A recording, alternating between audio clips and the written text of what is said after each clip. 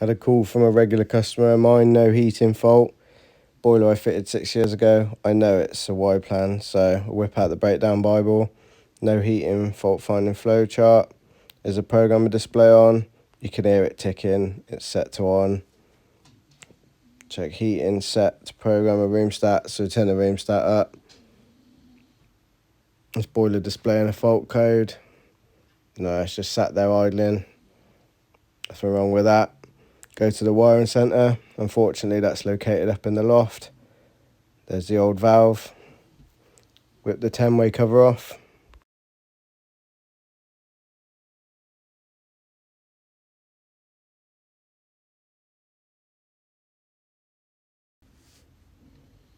Right, we're looking, is there 240 on white? So we always put our first probe on earth first, so it's safe. Locate the white wire. Are we getting 240? Yeah, 241. So because we've got 240 on white, we've proved the program and the room stat are both okay. So next thing we're going to check is the 240 on orange. 42, that isn't enough, that's probably a bit of stray voltage. So we're going to have to replace the zone valve. I've only got Honeywell, so we'll get that changed over. Bung the tank. Boom.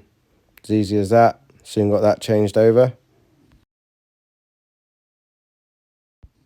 With the new one wired in, we're going to do earth to white, 240. Earth to orange, 237. Go downstairs, boiler's firing. Customer's happy because they're warm. Happy days.